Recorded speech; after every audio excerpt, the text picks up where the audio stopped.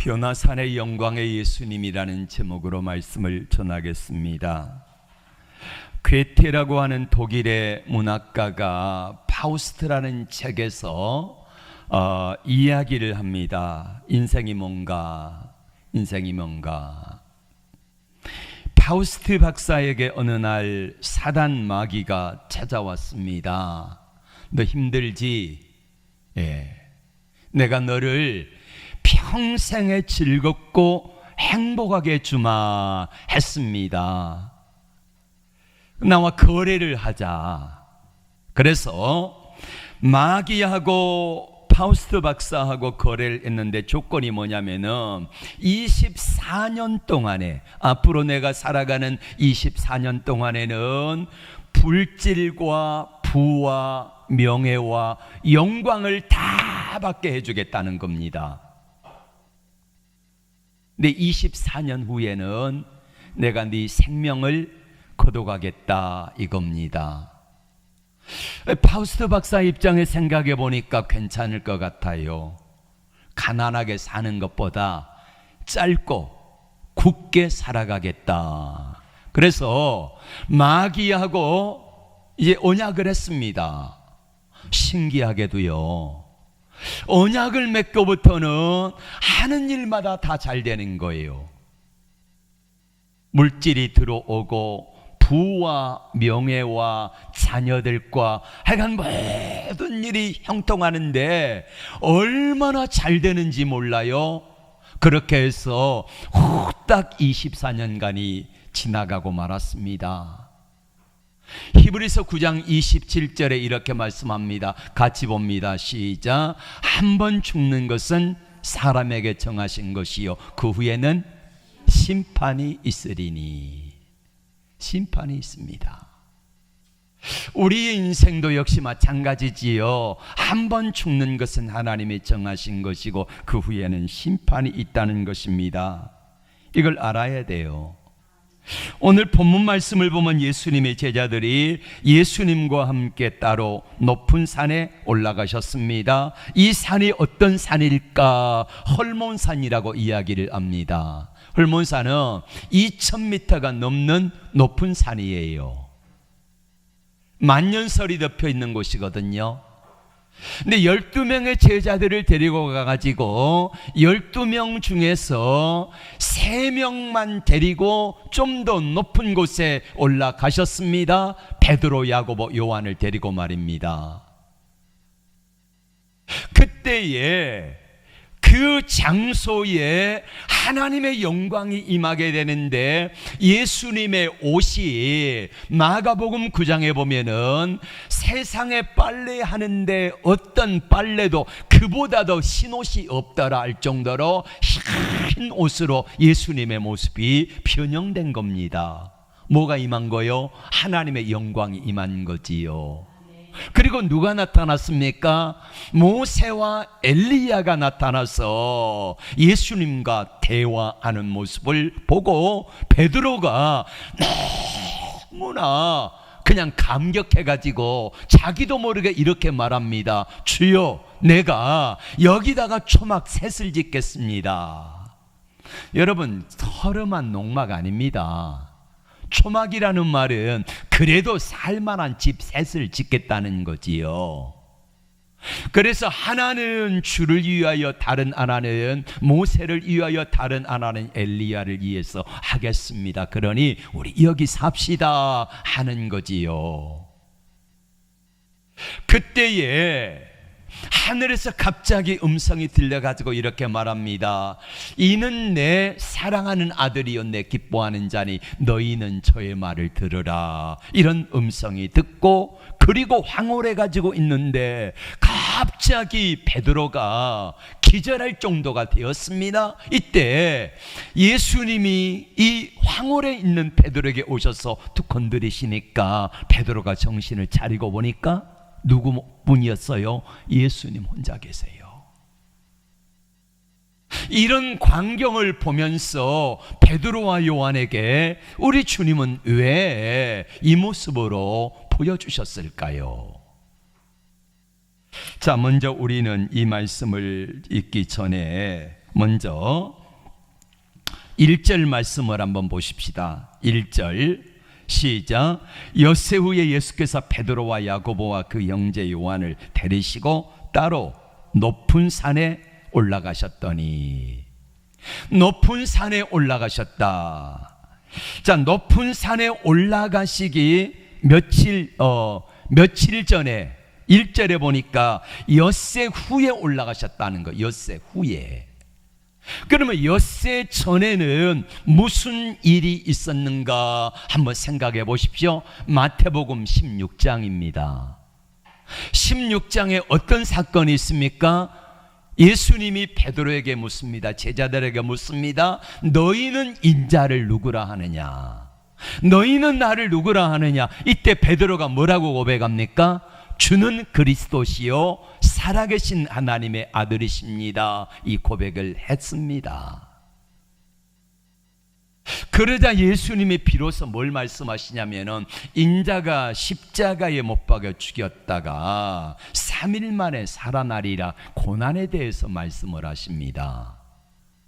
그러자 베드로가 예수님을 우악스럽게 붙들고 이렇게 말합니다. 주여 그리 마옵소서. 무슨 말입니까?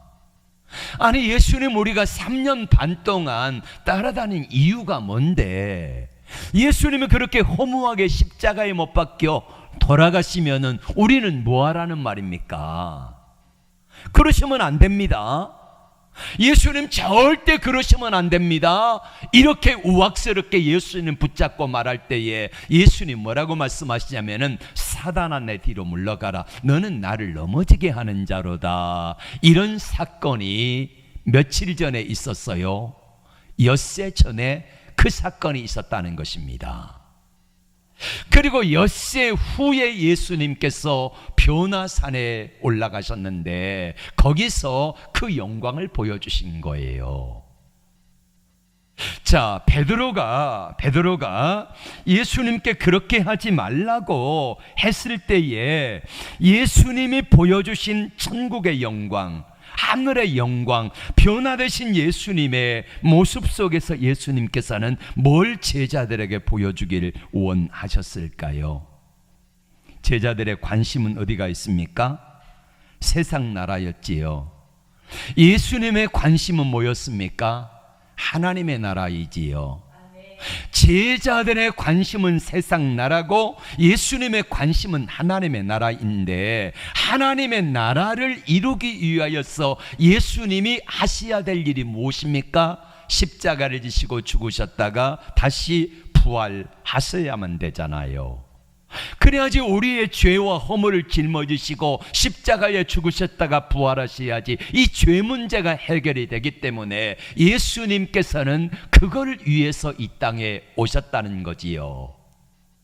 그러나 제자들의 생각은 예수님을 따랐던 목적이 달랐습니다. 세상 나라에서 높은 자리 차지하고 출세하고 부귀와 영화를 누리는 것, 이것이 제자들의 목적이었습니다.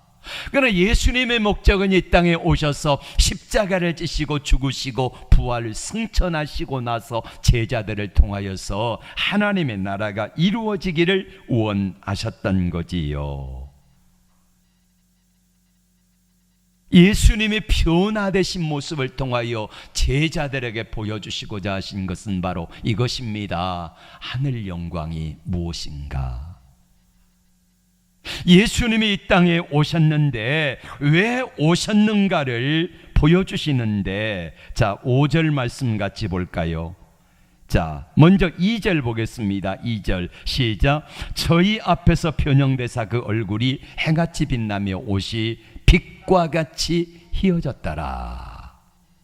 여러분, 예수님의 변화되신 모습은 뭐냐면은 요한계시록 1장에 보면은 예수님이 재림하실 때의 모습이 나와 있습니다. 재림주로 오실 때의 모습이 바로 이와 똑같아요. 예수님이 변형되셨습니다. 그리고 발에 끌리는 옷을 세마포 옷을 입으셨는데 희기가 아주 희고 그리고 하나님의 영광이 나타나는 그 모습으로 오시는데, 바로 재림주로 오시는 예수님의 모습이 변화산에서 나타났다는 것입니다. 5절의 말씀 같이 볼까요? 시작.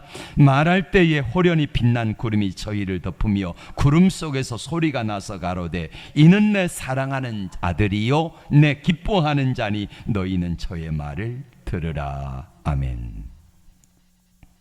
여러분, 이러한 똑같은 하늘의 음성이 들린 이야기가 저기 있습니다. 언제입니까? 하늘에서 하나님의 음성이 들려가지고 이는 내 사랑하는 자요 내 기뻐하는 자라 하는 사건이 예수님의 사역 초기 있었지요. 언제입니까? 예수님이 세례를 받으실 때, 예수님이 세례 요한에게 세례를 받으실 때에 그때 하늘의 문이 열리면서 성령이 비둘기처럼 예수님 머리에 임하고, 그리고는 음성이 들려 이렇게 말합니다. 내 사랑하는 아들이요 내 기뻐하는 자라. 예수님이 고난을 받으신다, 메시아가 고난을 받는다, 이 말이 12 제자들에게는 잘 이해가 되지 않았습니다. 예수님이 왜 영광스럽게 오시는 하나님의 아들이 고난을 당하셔야 되는가 하는 이유를 몰랐다는 것입니다. 그래서 예수님께서는 베드로가 마태복음 16장에서 신앙 고백을 하고 책망을 받으신 이후에 엿새 후에 12 제자를 데리고 가셨는데, 그 가운데 특별히 베드로, 야고보, 요한 세 제자만 따로 데리고 변화산에 좀 더 높은 곳에 올라가셨을 때에 그 하나님의 영광을 보게 하셨다는 거지요. 여러분, 12 제자 가운데 왜 예수님께서는 세 제자만 좀 더 은밀한 것들을 보여주셨을까요? 12 제자가 다 그 영광을 보면은 제자들의 믿음이 생길 거 아니겠습니까? 근데 왜 하필이면은 세 제자만 데리고 갑니까? 세 제자가 감당할 만한 믿음이 있었기 때문이에요. 그러니까 주님을 특별히 더 많이 사랑한 사람들에게 우리 하나님께서는 많이 보여주신다는 거예요. 그래서 세 제자 중에 특별히 베드로가 그 이야기를 할 때에 예수님께서는 베드로와 세 제자들에게 그걸 보여주시면서 장차 예수님의 영광의 모습이 이렇게 될 것이라는 것을 미리 보여주신 것입니다. 그때 6절의 말씀 같이 봅니다. 시작. 제자들이 듣고 엎드려 심히 두려워하니. 8절 봅니다. 제자들이 눈을 들고 보매 오직 예수에는 아무도 보이지 아니하더라. 자, 그럼 묻겠습니다. 여러분, 왜 예수님께 변화되신 모습 속에서 나타나신 두 분이 누구라고요? 모세와 엘리야가 나타났는데 왜 모세와 엘리야가 나타났을까? 모세는 대부분의 주석가들이 이렇게 말합니다. 율법의 대표다. 엘리야는 누굽니까? 선지자의 대표지요. 그래서 모세와 선지자를 한마디로 말하면은 구약 성경이라고 말합니다. 그리고 모세는 이 땅에 살다가 구약의 사람으로 죽었지요. 엘리야는 어떻게 됐습니까? 엘리야는 하늘의 해릿바람에 의해서 불수레와 불말을 타고 그리고 죽지 아니하고 승천한 사람이 엘리야지 않습니까? 이런 해석도 있습니다. 산자와 죽은 자를 심판하러 오시리라. 그럼 산자는 누굽니까? 엘리야는 살아서 올라갔잖아요. 죽은 자 가운데 있는 자는 누굽니까? 모세는 죽었잖아요. 마찬가지로 우리 가운데서도 살아있는 사람과 죽은 사람을 심판하러 예수님이 반드시 오실 것입니다. 현재의 영광만 베드로는 보았습니다. 그러니까 뭐라고 말합니까? 여기다 제가 초막 셋을 짓고 우리 여기 삽시다 이렇게 말했지요. 현재 영광만 생각하니까 베드로가 예수님을 우악스럽게 붙들고 주여 그리 마옵소서, 십자가에 죽으시면 안 됩니다 라고 말을 한 거지요. 그러나 주님께서는 현재 영광보다 뭡니까? 미래에 장차 나타날 영광을 말씀하고 있습니다. 이따가 부를 찬송가 324장 가운데서 예수님이 이렇게 말씀합니다. 예수 나를 오라 하네.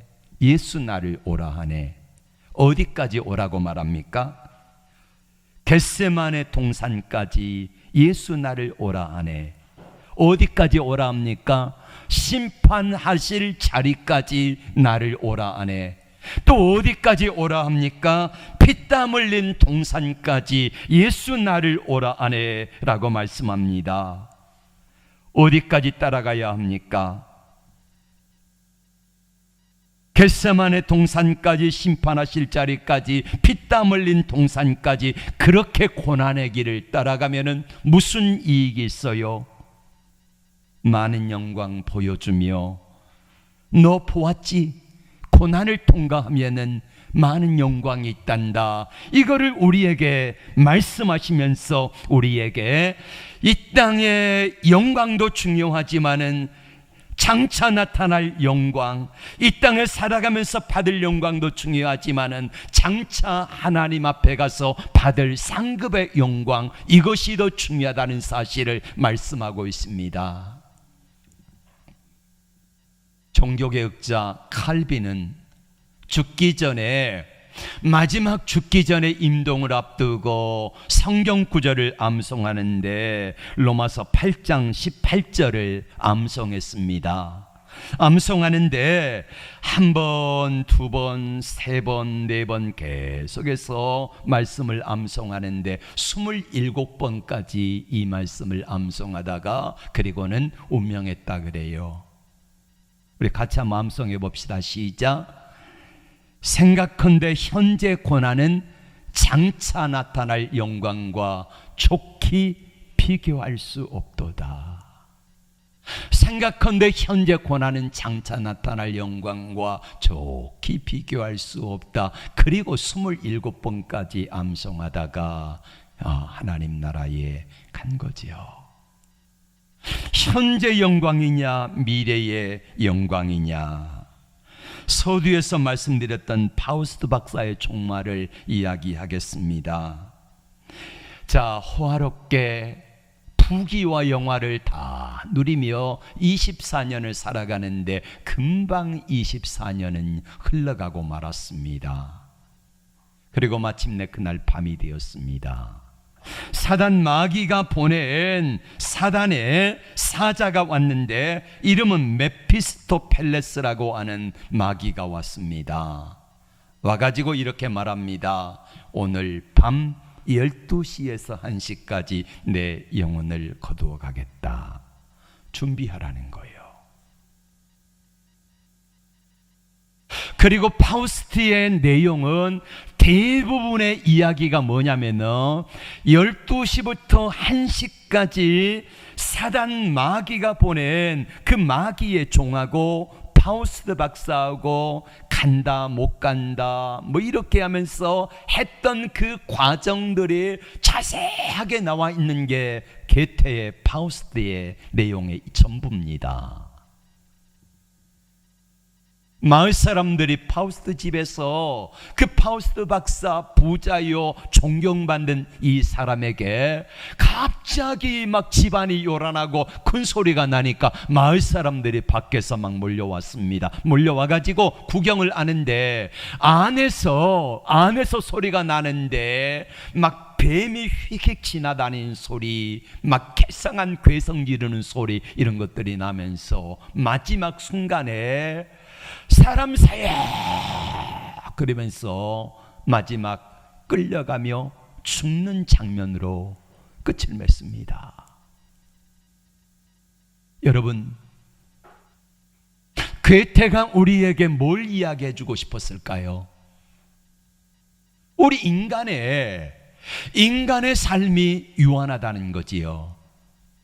어떤 이는 괴테의 파우스트 박사처럼 마귀에게 속아가지고 자기 영혼을 세상에 팔아버리고 살아가는 사람들이 있습니다.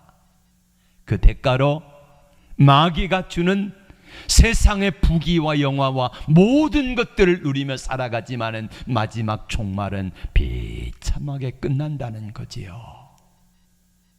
그러나 우리 믿음의 사람들에게는 이 땅에 살아갈 때에 비록 예수님이 십자가에 못 박혀 돌아가시면서 고난 당하신 후에 고난이 끝이 아니라 부활의 영광이 있음을 알고 힘들고 어려워도 믿음으로 인내하며 끝까지 하나님 앞에 믿음으로 살아가는 성도들에게 보여주실 하나님의 영광과 축복이 있다는 것들을 우리에게 알려주고 계시는 것입니다. 여러분, 그때가 언제입니까? 데살로니가전서 4장 16절과 17절 말씀 같이 보겠습니다. 시작. 주께서 호령과 천사장의 소리와 하나님의 나팔 소리로 친히 하늘로부터 강림하시리니 그리스도 안에서 죽은 자들이 먼저 일어나고 그 후에 우리 살아남은 자들도 그들과 함께 구름 속으로 끌어올려 공중에서 주를 영접하게 하시리니 그리하여 우리가 항상 주와 함께 있으리라. 아멘. 주께서 호령과 천사장의 나팔 소리와 함께 이 땅에 강림하실 때가 뭡니까? 예수님의 재림입니다. 예수님의 재림일 때가 되어지면은 어떡합니까? 먼저 낙원에가 있는 사람들 가운데 정결한 그리스도의 신부들이 일어날 것입니다.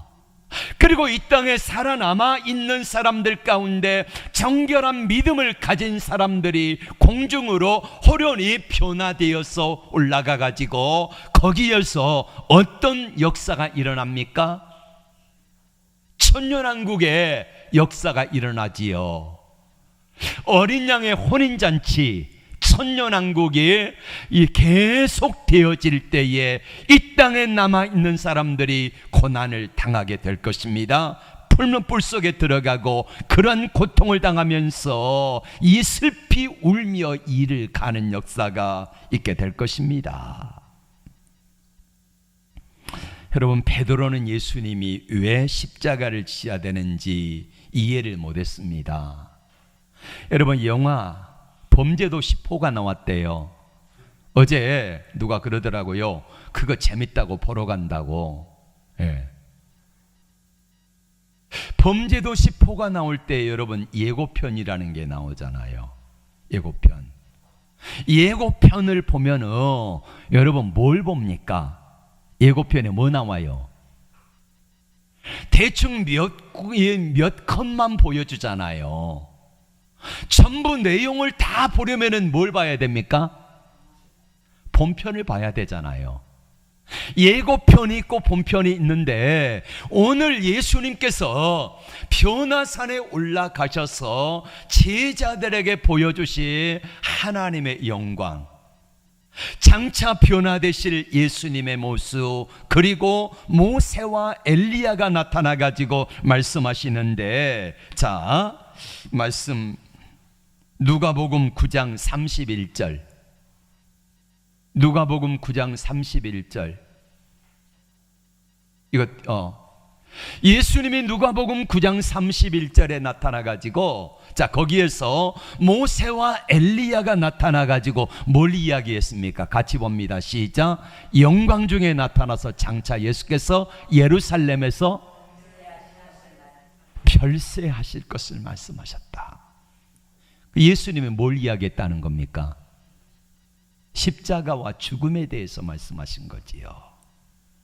그러니까 모세와 엘리야가 왜 나타났다고요? 예수님이 십자가에 죽으셔야 된다, 이거를 다시 한번 각인시켜드리고, 그리고 십자가와 죽음 후에 부활의 영광에 대해서 아마 말씀을 하셨을 거예요. 그리고는 모세와 엘리야는 올라간 것입니다. 그러니까 영화의 예고편을 보면은 여러분 최근에 넷플릭스에서 1위 하는 드라마가 있대요. 여러분 자주 보시는 그 눈물의 여왕. 네. 권사님 보시나 보다. 눈물의 여왕. 이 눈물의 여왕은요, 아는 목사님은 자기는 다른 건 안 봐도 그건 본대. 예. 어떻게 끝났습니까? 주인공 백연우가 교통사고 나는 장면으로 끝났잖아요. 예고편입니다. 예고편. 그럼 어떻게 될까? 자, 본편에는 어떻게 되겠습니까? 해피엔딩으로 끝나겠지요. 그러니까 우리가 예고편만 보면은요, 몰라요. 하나님의 나라도 역시 마찬가지입니다.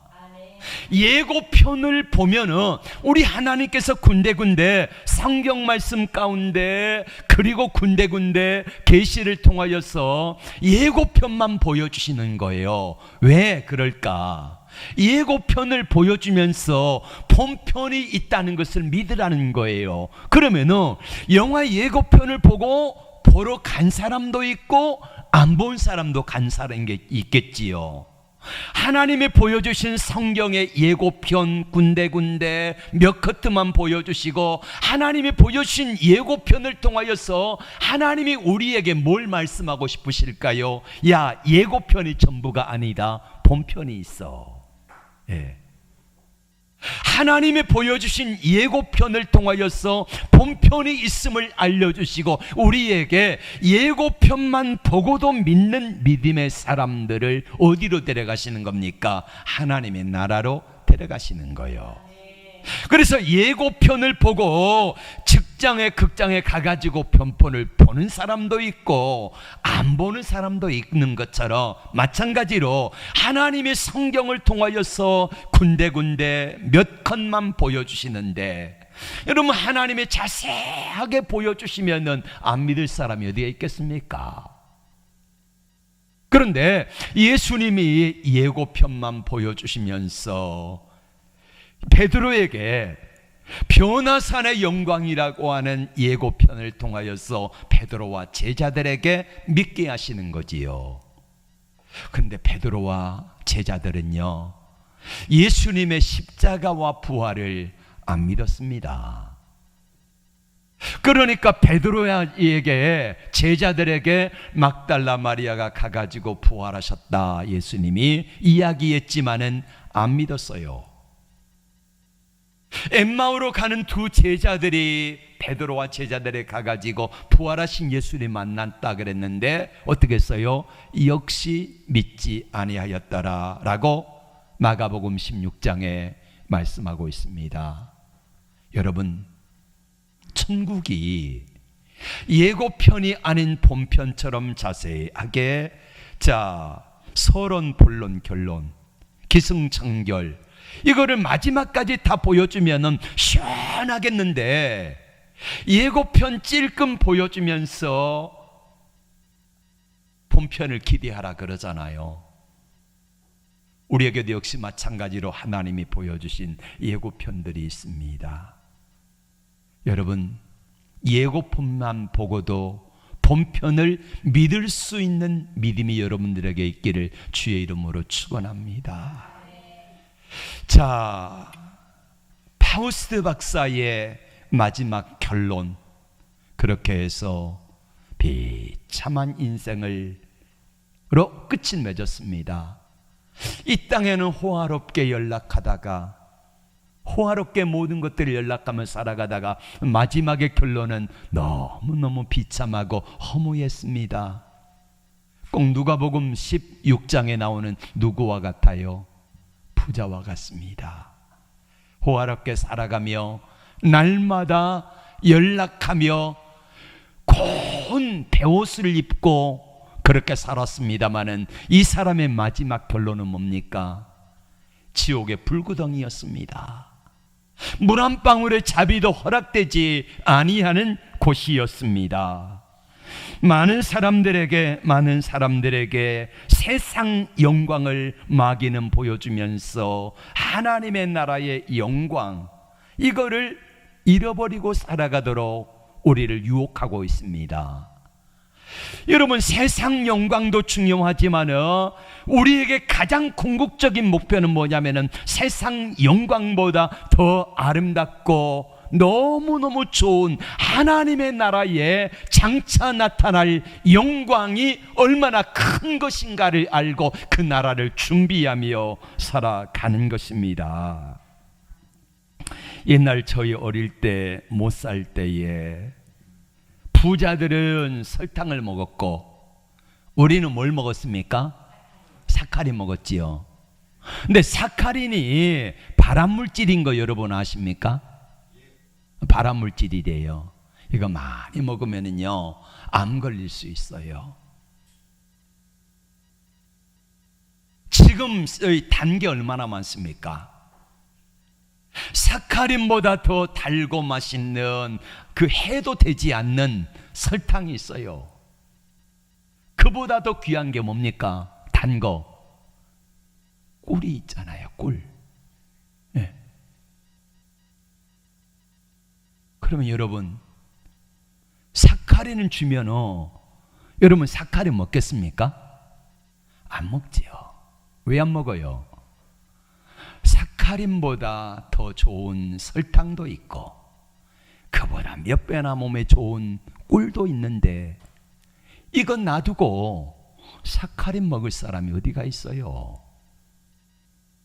이 사카린 맛이 아니라 설탕과 꿀의 맛을 아는 사람은 사카린 줘도 안 먹습니다.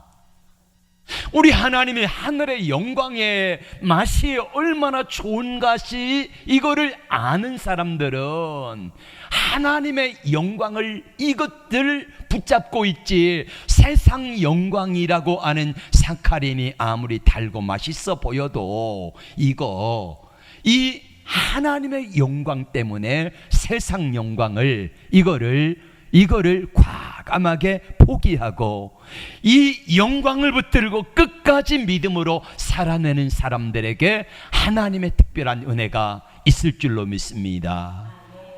하늘 영광 보여주시며 우리에게 말씀합니다.